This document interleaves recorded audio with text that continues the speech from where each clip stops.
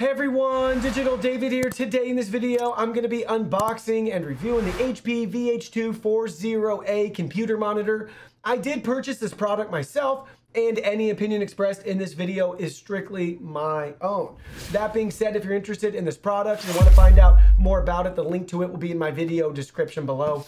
You can see the very simple retail box and packaging right here. The only tech specs they go over for you is right on the front right here. You can see it lets us know the screen size measured diagonally. It's 23.8 inches. This is an IPS panel. It's 1920 by 1080p full HD, 60 hertz for our refresh rate, 5 milliseconds for our response time. We do get built-in speakers and a really nice adjustable stand that is also VESA mount compatible if you want to swap it out for something else. Now let's go ahead, let's open it up and look at the package contents. Here are all the package contents. First up, we have our product literature, we have a product notice, and we have our warranty info, followed by our stand. You can see the two pieces for the stand right here with the HP logo and branding, a spot where we can run all of our cables through the back of it. Then you can see the base. Let's flip it over. There's the bottom side. You can see all the different feet that we have attached. And we have our threaded screw right here that we can finger tighten to connect everything together. Next, we have our cable. So you can see we have our HDMI cable. We have our 3.5 millimeter auxiliary audio cable. We have our power supply adapter right here with our power cable. And last but not least, we have the monitor itself with a nice quick setup guide right here on the screen. Optimal resolution 1920 1080 at 60 hertz. You can see how to connect the stand, how to connect your cables, whether it's VGA or HDMI. Same with the audio and the power, and then how to power it on and adjust the stand to our liking and preferences. We can also go to the HP website for additional support. Let's go ahead, let's look at the monitor in more detail. So here's a look at the monitor. Again, it's 23.8 inches measured diagonally for the screen size. Very thin bezels along the sides and the top. You can see we have our product info right here, VH240a, HP logo and branding, our power LED light right here. Now we can turn it over to this side and you can see we have more product info. We have all of our menu buttons and controls and our power button, which is nice. The power button is separated from the 4 other buttons so you don't accidentally press it. And it has a nice little bump on it so you can tell that it's the power button versus just a menu and settings button. Then you can see if I tip a little bit further, we have our audio port, we have our VGA, HDMI, and power right there. We also have our Kensington lock. Let me go ahead, let's turn it to the side. You can see a side profile right here and how thin it is. We definitely have this bulge in the back right here, but you can see how thin everything else is for the monitor. Now let's go ahead, let's turn it over, and you can see this is where we're gonna attach our stand. It's gonna just clip right in place, but we also have our VESA mount options here too. If you want to use a different stand, you will be able to use a VESA compatible mount with this monitor. Now let's go ahead, let's set up the stand and get it installed. Stand installation is very simple and straightforward. We have 2 pieces that we have to connect together and then we can snap it on the back of the monitor. So you can see what we're working with right here. So we're gonna line everything up just like so, and we can flip it over. And now we're gonna tighten the 1 threaded connector right here. Just finger tight, nice and snug. So here we go, just like so. And now you can see everything's connected together and we're ready to snap it into the back of the monitor. So go ahead, line everything up like you see right here. You're gonna take these 3 metal points and put them in place first, and then you're gonna snap it into the bottom. And there we go, everything is connected together. There is a release lever right here if we need to remove this for any reason. It's very simple to do, and then you can obviously reattach it again. And that is it. Now you can see we have everything set up and ready to go, and we can adjust the height with this. This is the minimum height right here. Here's the maximum height, so you can see that adjustment. We also have a tilt adjustment, so this is the max tilt down or forward, whatever you want to call it. And then we can also tilt it back, so you can see that's our max tilt forward and our max tilt back. In regards to rotating it, swiveling it to the left or to the right, you'll just have to do that physically by moving the whole monitor to the left or to the right. But with this stand, we have the ability to rotate and change the viewing angle from our horizontal landscape to our portrait and vertical right here. So check that out. If you like to use spreadsheets, data entry, stream chat, anything like that, you can change the orientation of this monitor. And we still get some tilt this way too.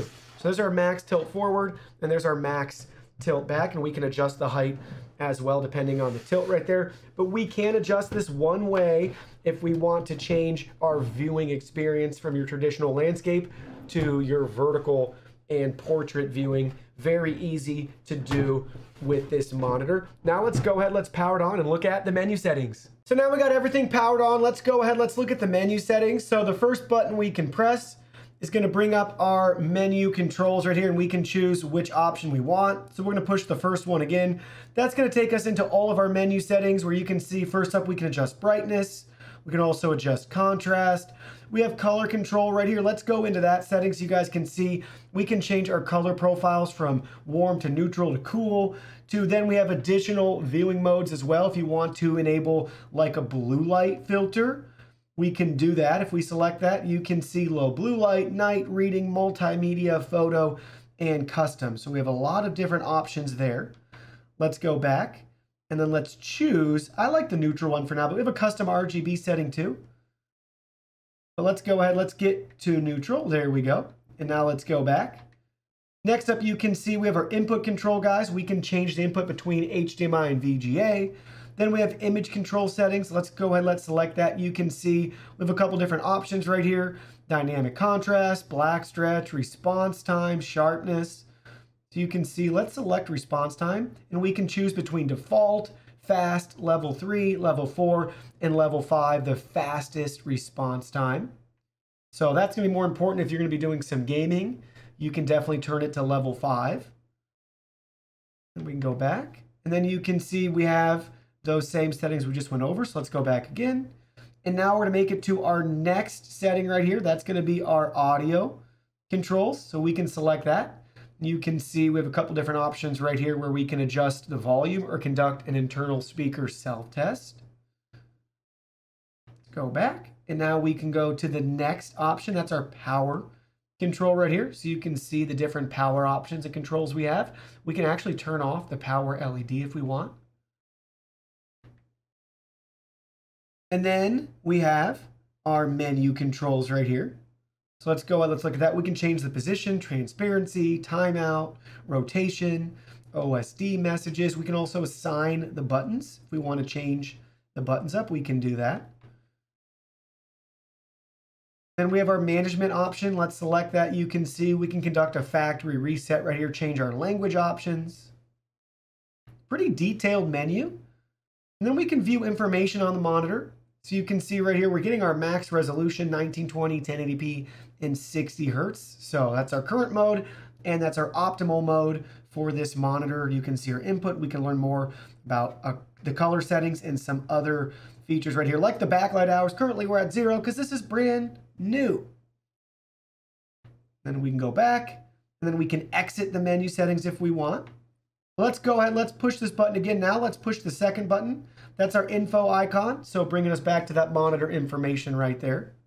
Let's exit out. Let's do that again. Then we can press our third button. So you can see that's our viewing modes. We can change our viewing modes right here. So we have that option. And then we can press it again. And then you can see our fourth option is just our back and exit button, but it's also our input controls right here if we press it and want to use that. So you can see the different icons and all the different meanings right there, depending on what you're after to adjust with the menu settings. So very detailed and thorough menu with a lot of customization and options that we can tweak depending on our viewing styles and preferences. Now let's go ahead, let's test out the image quality with the different image settings. So now with the studio lights turned off, we have an image pulled up on the screen. Now we're gonna cycle through the different color control options. So first up, we have the warm color right here. Now let's go ahead, let's bring it down. There's neutral. So you can see definitely a big difference, at least in person. Maybe the camera's not gonna show it as much, but there's definitely a big change between the warm color control and the neutral. And then we have the cool. So the cool definitely gives us that blue, and the warm definitely gives us more of that yellow hue, where neutral seems to straddle in between. Kind of like your morning light, right? Then we have our afternoon, and then we have our kind of evening, but really more of just an even cooler afternoon. Then we have our viewing modes right here, so we can look at those settings too. Let's go ahead, let's select that. The first one is low blue light.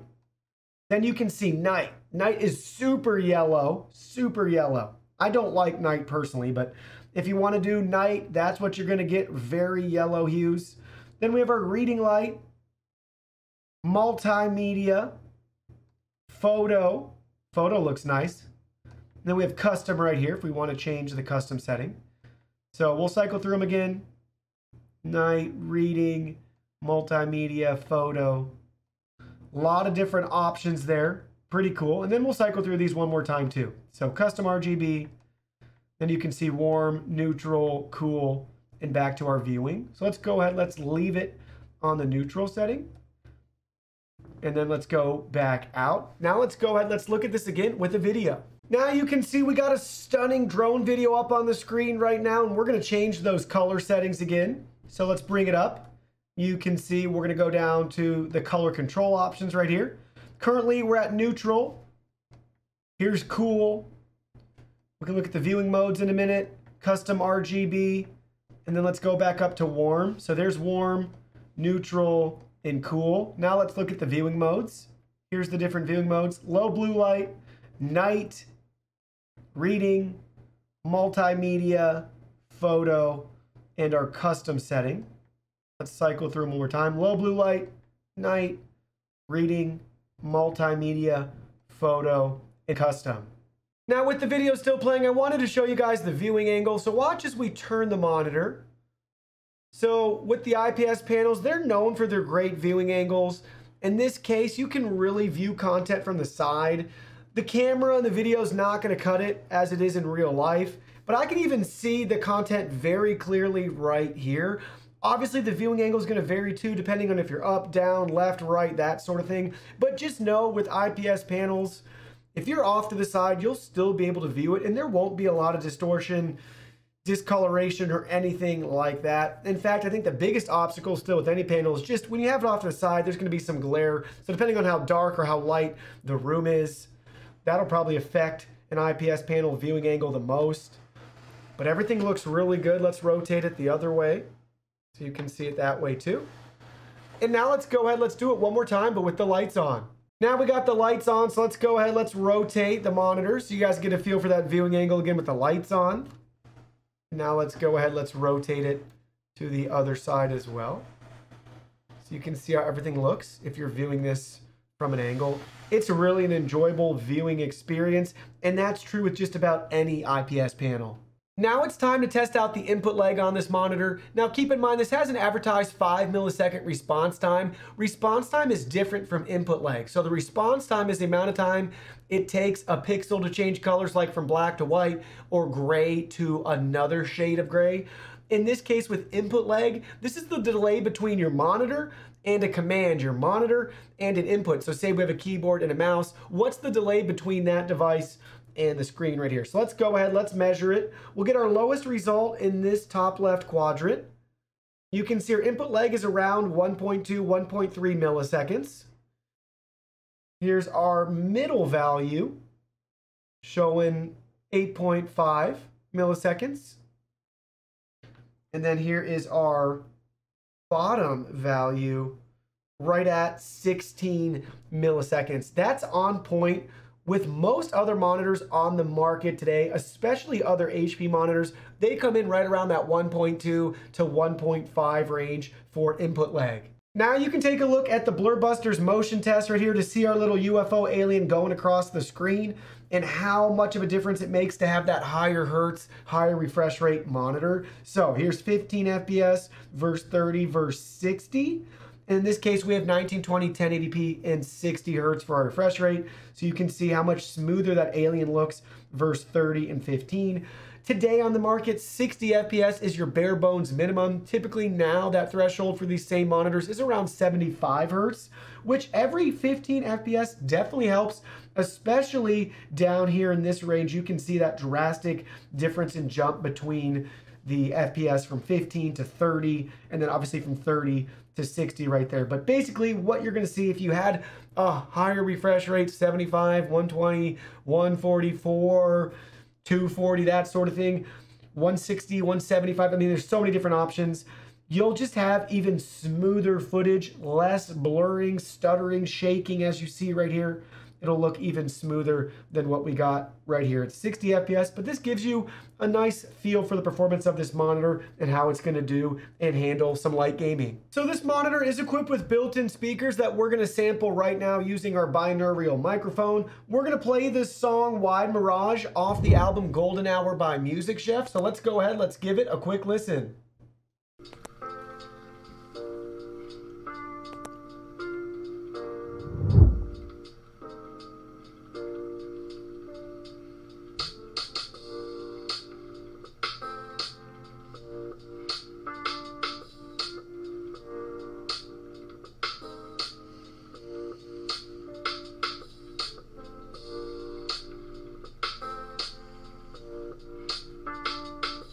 Now we're gonna play a couple of seconds of the song Handmade.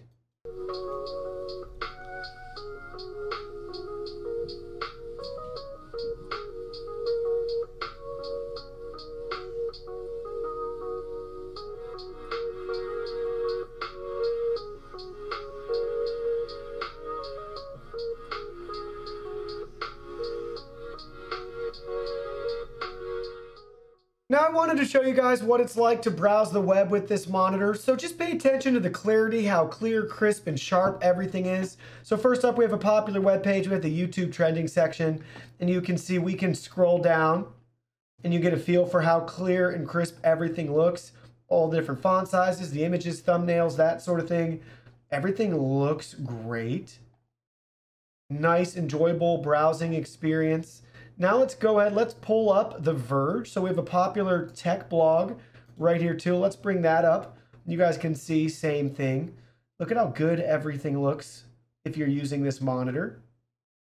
What you would expect with IPS panels, you get great colors and you get a great viewing experience. So let's go ahead, let's just click on one for fun.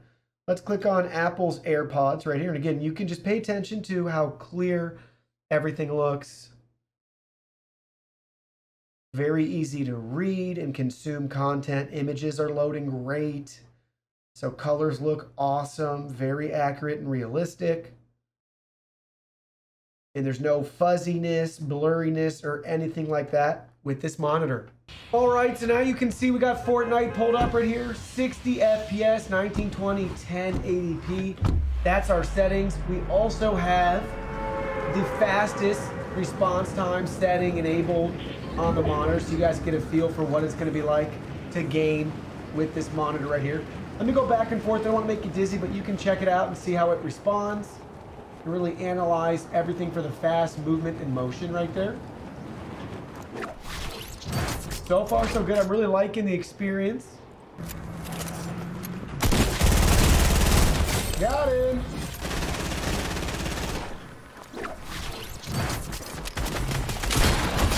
Got him. Got him.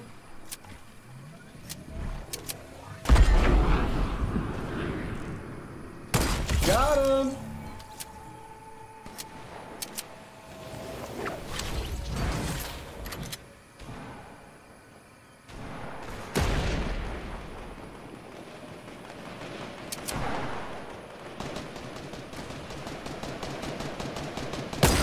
Got him.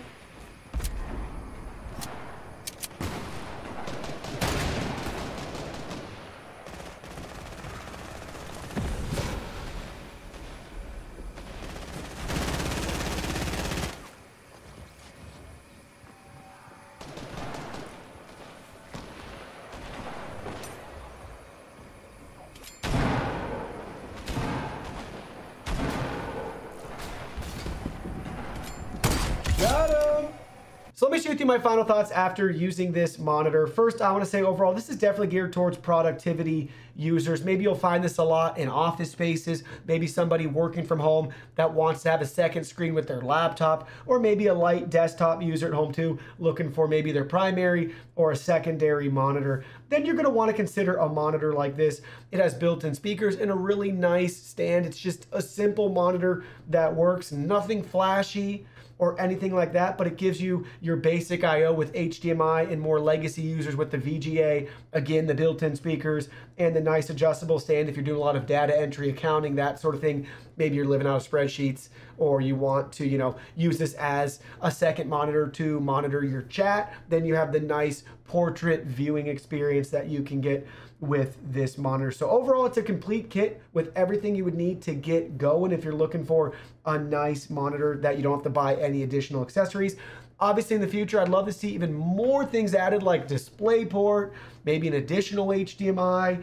It would be cool too if we had some USB ports on the back side of this too, so we could connect our keyboard and our mouse directly to the monitor. But overall, nice start, great productivity monitor, very simple and straightforward. Again, nothing flashy, but what you see is definitely what you get with this monitor. Well, that concludes our video. Thank you so much for watching. Don't forget, the product link will be in our video description below. Please go ahead, check it out, and do your shopping from there. Any purchase made through that link helps support our channel at no additional cost to you. So we're really grateful and thankful for all of your support. While you're at it, can you go ahead and hit that like button for us?